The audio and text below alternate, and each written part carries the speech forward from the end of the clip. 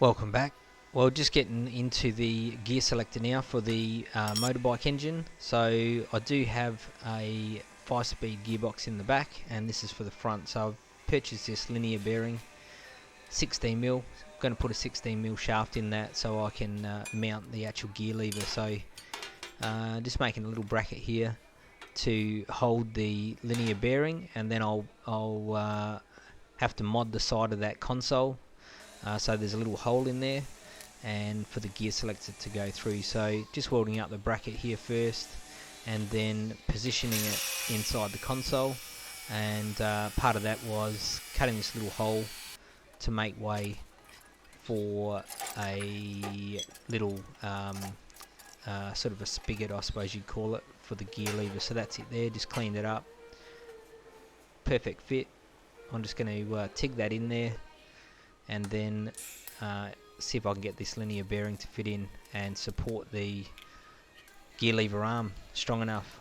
So bit of tack work there. There's the linear bearing with the bracket going inside, just welding that up, making sure it's plenty strong enough.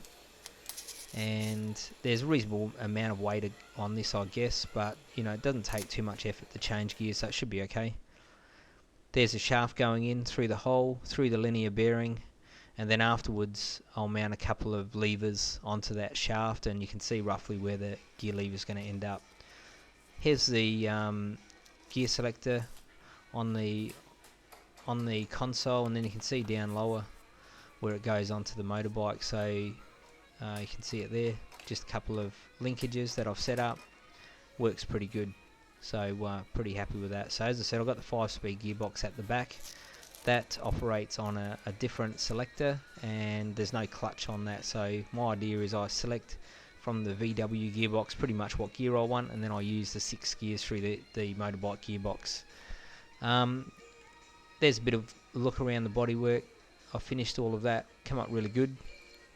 I still have to make a little mini console, I suppose, for that gear selector to tidy that up a bit. Pedals are all good. Taking it for a drive, it drives really well, so no real problems at this stage.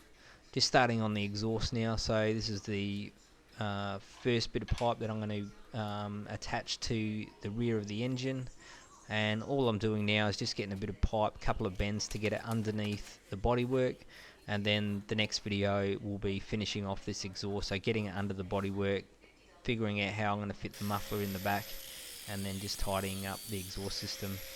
So it's 1 3/8 tube, which is a bit of an unusual size, and it's hard to get a place that can actually expand it. So for those that might want to do this, what I've done is use the 1.5" tube, which as you can see here is an absolutely perfect fit over the top of 1 3/8. So that worked out brilliantly.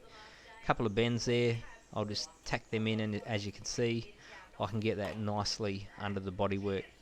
So to get under the bodywork there, I need it as high as I can because I do want the mower cutter to eventually go under here. So I just got my die grinder and just grinding out just a touch of that bodywork to get it to fit up as high as I can. And there it is there. Fit real good. And I did the same on the other side. So that's the left hand side, and you can see on the right hand side slight different profile on the bend because I had to get around the master cylinder and accelerator, but same deal, it's just under the bodywork, and then I'll tidy that up as the next phase. So just started up here, does sound slightly different.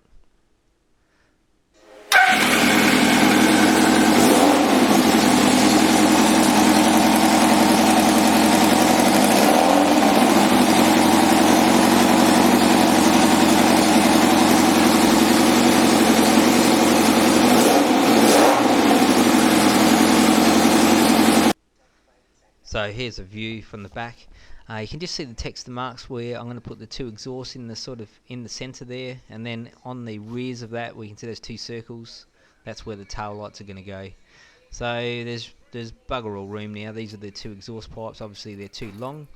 So the next video will be finishing off this exhaust. I'll have to cut them down a bit and find a way to navigate underneath that bodywork to join up to the front. So it's all looking good. Still fair bit more to go, but stay tuned, and hopefully we'll finish this rear end off pretty soon.